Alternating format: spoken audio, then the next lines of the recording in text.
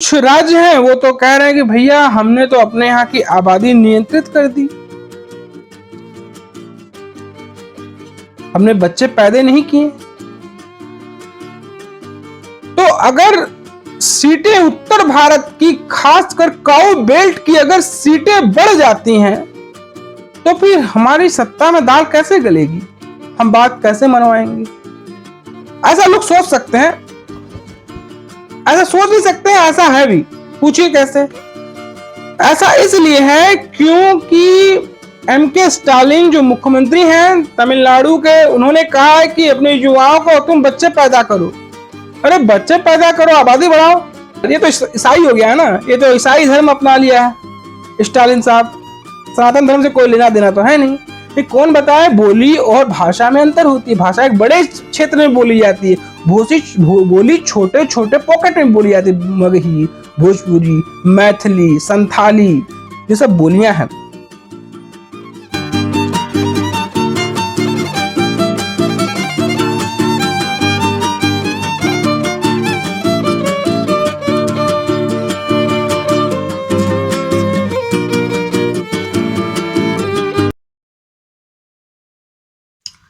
नमस्कार, जय श्री राम, वंदे मातरम, हर हर महादेव। एक बार फिर आप सभी दोस्तों का जनमानस समाचार के आज के हमारे इस एपिसोड में आपका स्वागत है।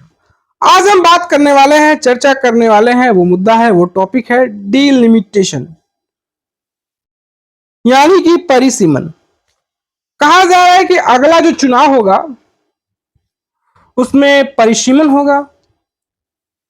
परिसीमन इसलिए होगा क्योंकि जब पहली बार जब लोकसभा की सीटें निर्धारित की गई थी तो वो आबादी के हिसाब से थी।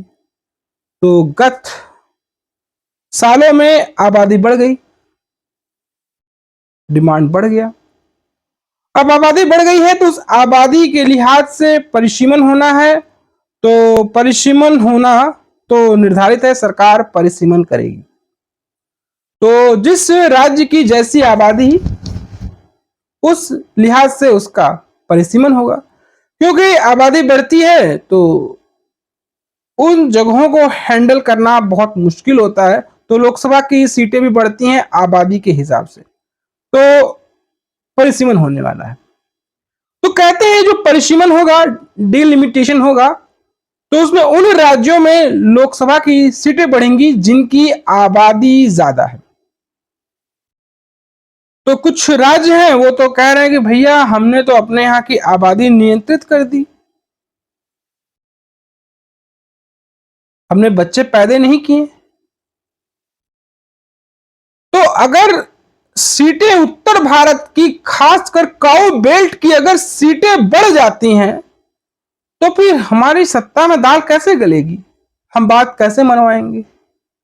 ऐसा लोग सोच सकते हैं, ऐसा सोच नहीं सकते हैं, ऐसा है भी। पूछिए कैसे? ऐसा इसलिए है क्योंकि एमके स्टालिन जो मुख्यमंत्री हैं तमिलनाडु के, उन्होंने कहा है कि अपने युवाओं को तुम बच्चे पैदा करो। अरे बच्चे पैदा करो, आबादी बढ़ाओ। बच्चा पैदा करना कोई मशीन है क्या? तो इस तरह की बातें बोले तो भैया इस पर बवाल बढ़ता जा रहा है।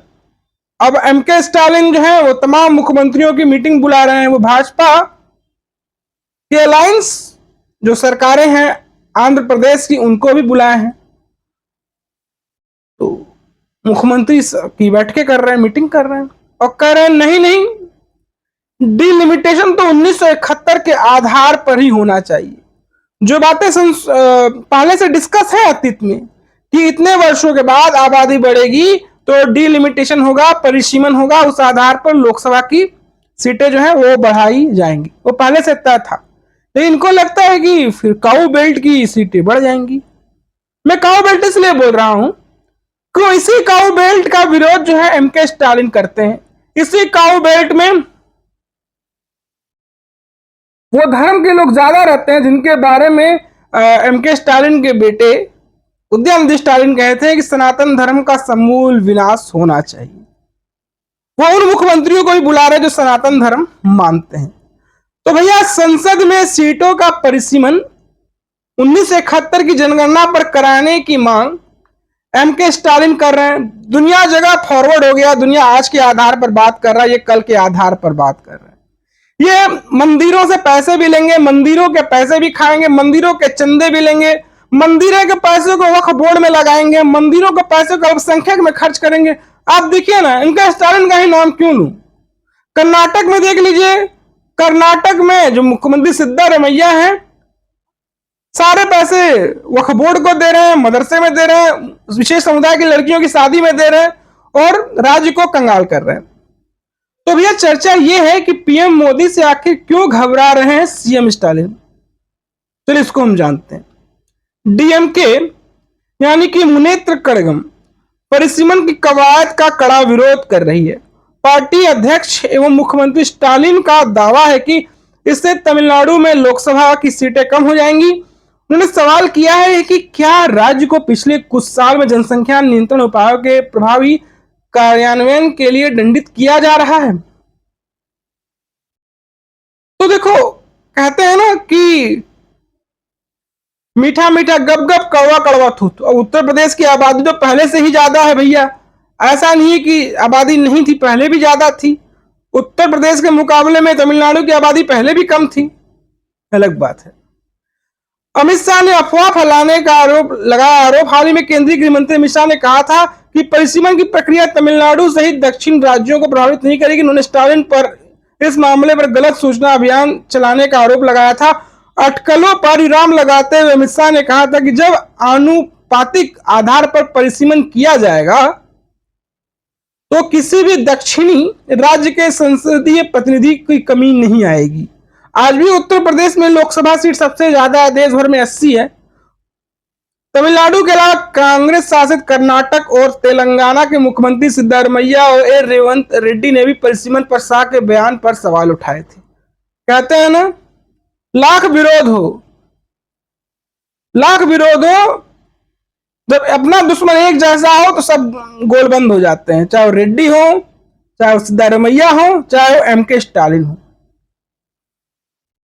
वहीं हम बात करें तो केंद्रीय मंत्री एसपी सिंह बघेल ने प्रस्तावित परिसीमन मुद्दे पर तमिलनाडु के सीएम एम के स्टालिन पर निशाना साधा है कि उन्होंने कहा है कि वे सनातन और हिंदुत्व का विरोध करते हैं और राम के अस्तित्व में विश्वास नहीं करते और हिंदी का भी विरोध करते हैं। देखिए भैया, परिसीमन का विरोध कर रहे हैं, हिंदी का विरोध कर रहे हैं, इसका विरोध कर रहे हैं, उसका विरोध कर रहे हैं, तमाम तरह की बातें कर रहे हैं और फिर कहते हैं सनातन धर्म कोढ़ है, सनातन धर्म डेंगू है, सनातन धर्म का समूल विनाश करना चाहिए। पर क्या है यार। और यही देख लीजिए, स्टालिन हिंदू के विरोध में इनके कार्यकर्ता सिग्नेचर कराते रहते हैं तो इनका चुनाव का प्रचार देख रहे हैं। हम बात करें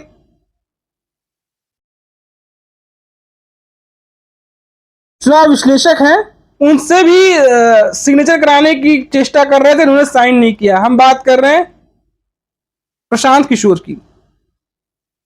तो हम बात करें एएनआई से बात करते हुए बघेल ने कहा कि एम के स्टालिन क्षेत्रवाद व सनातन हिंदुत्व का विरोध करते हैं, राम के अस्तित्व में विश्वास नहीं करते हैं और हिंदी का विरोध करते हैं, जबकि हम लोग भाषा, भोजन और संस्कृति के समर्थक हैं। ये क्या है? कहते हैं ये स्टालिन कि हिंदी से भी भाषाओं को खा जाएगी, बघेली, भोजपुरी, मगही, खोटा। कौन समझाए यार, ये तो ईसाई हो गया है ना, ये तो ईसाई धर्म अपना लिया है स्टालिन साहब। सनातन धर्म से कोई लेना देना तो है नहीं। ये कौन बताए? बोली और भाषा में अंतर होती है। भाषा एक बड़े क्षेत्र में बोली जाती है, बोली छोटे छोटे पॉकेट में बोली जाती है। मगही, भोजपुरी, मैथिली, संथाली, ये सब बोलियां हैं। परिसीमन एक संवैधानिक संस्था है। बिल्कुल, परिसीमन एक संवैधानिक संस्था है। इसके अलावा उन्होंने कहा कि परिसीमन एक संवैधानिक संस्था है और इसके लिए गठित आयोग का एक उद्देश्य है और उनकी रिपोर्ट को स्वीकार किया जाना चाहिए। उन्होंने आगे कहा कि परिसीमन एक संवैधानिक संस्था है। संविधान में कहा गया समय समय पर परिसीमन आयोग का गठन किया जाएगा जो आरक्षण और क्षेत्रीय विस्तार की देखभाल करेगा। यह इसी उद्देश्य के लिए एक आयोग है, हमें इसकी रिपोर्ट को स्वीकार करना होगा। बच्चों पर टिप्पणी को लेकर एआईएडीएमके ने उन्होंने जवाब दिया। किसी भी एआईएडीएमके के राष्ट्रीय प्रवक्ता कोवई सत्यन ने डीएमके का मजाक उड़ाया और कहा कि अगर तमिलनाडु में उनके एमपीएस शून्य हो जाएंगे इससे कोई खास फर्क नहीं पड़ता है। जैसे उन्होंने कहा था कि अगर मुकाबला करना है तो जो कपल है तमिलनाडु के, बच्चे पैदा कर ज्यादा करना है। इसके अलावा उन्होंने कहा कि परिसीमन के दौरान जनसंख्या में बढ़ोतरी की मांग करना जनसंख्या के आधार पर प्रतिनिधित्व पाने की एक दूरदर्शी सोच है। उन्होंने एमके स्टालिन को नंबर 1 अक्षम मुख्यमंत्री भी कहा। देखो भैया, सांसदों की संख्या कम हो या ज्यादा, ये क्या मायने रखता है, इस पर थोड़ी बात कर लें। कभी सांसदों की संख्या ज्यादा हो जाएगी, प्रतिनिधित्व ज्यादा होगा। आज भी उत्तर भारत में सांसदों की संख्या ज्यादा है। बिहार में 40 है, उत्तर प्रदेश में 80 है। अगर तमिलनाडु के सांसदों की संख्या 39 या उससे कम या ज्यादा हो तो डीएमके के लिए क्या फर्क पड़ेगा। वैसे ही प्रदर्शन शून्य होने वाला है। परिसीमन 2026 तक शुरू होने वाला है। अब जनसंख्या में वृद्धि की मांग करना जनसंख्या के आधार पर प्रतिनिधित्व पाने की एक दूरगामी सोच है। जनसंख्या के हिसाब के साथ साथ एक वरदान भी है, इसलिए कोई दूरदर्शिता इसमें तो मुझे नजर नहीं आती। हम बार बार यह कहते हैं कि भारत में नंबर 1 अक्षम मुख्यमंत्री एमके स्टालिन है। ये एआईएडीएमके के नेता कहना है। अब फिर मैं आता हूं कि जब एमके स्टालिन कहते हैं बहुत पढ़े लिखे हैं, सनातन धर्म समूल विनाश, इनका लौंडा कहता है सनातन धर्म का समूल विनाश कर देना चाहिए, तो ये मुख्यमंत्री का क्या सोच है। मुख्यमंत्री स्टालिन कहते हैं विवाहित कपल ज्यादा बच्चा पैदा करे। इससे पहले स्टालिन ने राज्य के कपल से कहा था कि वे संसद में अधिक प्रतिनिधित्व सुरक्षित करने के लिए तुरंत बच्चे को जन्म दें। स्टालिन ने कहा कि सांसदों की संख्या जनसंख्या पर निर्भर करती है। उन्होंने ये कहा कि अब वे ये नहीं कहेंगे कि बच्चों को जन्म देने में जल्दबाजी न करें, मतलब जल्दी बच्चों का प्लानिंग करना वो शुरू करें। पहले कहा जाता था कि तुरंत बच्चे को जन्म न दें, जल्दबाजी करने की जरूरत नहीं है, लेकिन अब ये जरूरी नहीं है, हमें ऐसे भी नहीं कहना चाहिए। मतलब इस तरह की बातें हो रही है। अब वो कहते थे ना कि हिंदी तमाम बोली भाषा को खा गई है, भाषाओं को खा गई। तो मैं कहता हूं एमके स्टालिन से गुर्दा है, चर्बी है। अगर हमारे द्रविडियंस भाइयों को सच में खुश करना चाहते हैं, खुश देखना चाहते हैं, तो एमके स्टालिन महोदय आप इंजीनियरिंग, मेडिकल, तमाम तरह की जो वहां के लोकल बच्चे हैं उनको तमिल भाषा में पढ़ाई कराना शुरू कर दीजिए। फिर आपको बोलने का मौका ही नहीं मिलेगा। अंग्रेजी को त्याग दीजिए, अंग्रेजी भी पढ़ाइए और तमिल भी पढ़ाइए, और लेकिन जो किताबें हैं उनको तमिल में पढ़ाइए। मेडिकल और तमाम तरह की चीजें, तब समझेंगे कि वाकई में आपने सच में अपनी भाषा के प्रति ज्यादा मोह ममता नहीं। तो बात यही निकल कर सामने आएंगी कि जो आपकी धीरे धीरे आपकी जो खाना पूर्ति है, आपका जो चरित्र है, और उत्तर और दक्षिण के बीच में जो आग सुलगाने की कोशिश की है, ये गलती आपकी नहीं है। आपके जितने पूर्वज आए हैं उन्होंने भी आग लगाया है। वही आपका लौंडा उद्या नदी भी सीखा है, वो भी आग लगाने का काम कर रहा है। गलती आपकी नहीं है। जो पेरियार जैसे बांटने वाले लोगों ने जहर भरा है, वो जहर की खुराक आप में है, तो जहर जो असर दिखाएगा ना, वही जहर खुलकर निकलकर बाहर आया।